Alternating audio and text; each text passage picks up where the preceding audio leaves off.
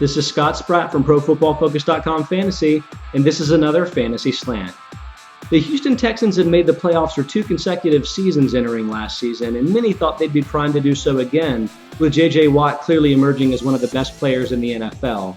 However, not only did that not happen, the Texans actually fell to being the worst team in the NFL with a 2-14 record. One major casualty of that poor season was rookie DeAndre Hopkins.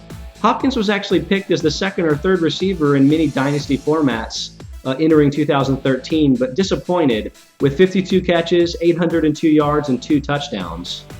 Hopkins was on the field for most of the season, but the Texans just kind of went away from him, and that got worse as the season went on. Overall, he had just 1.28 yards per route run, third worst among players that played on the field as much as Hopkins did. However, that's not necessarily the death knell of Hopkins' long-term fantasy value. It's really not unusual for rookie receivers to not make much of a fantasy impact their rookie season. For instance, number 1 receiver Calvin Johnson, who's the king of fantasy these days, had just 48 catches and 756 yards and 4 touchdowns in his rookie campaign a few years ago. Hopkins isn't really off pace there. His major problem was twofold.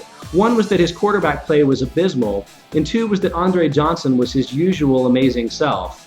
Johnson, at 32 years old last year, had 109 catches for 1,407 yards and 5 touchdowns. That's 5 seasons in the last 7 with at least 100 receptions for Johnson, who clearly remains one of the elite players at the position.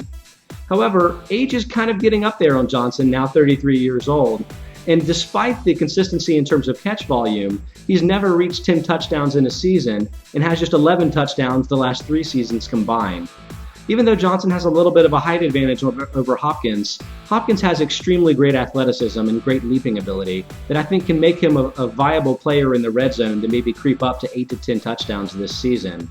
Meanwhile, last year Hopkins had just a 1.89% drop rate, second best in the NFL behind only Larry Fitzgerald among receivers who played 50% or more of their team snaps.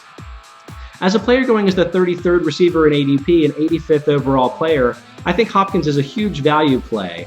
I prefer him over both of the rookie receivers and all rookie receivers in redraft leagues, as well as some players with injury concerns like Jeremy Maclin, a concern that I don't share with Hopkins.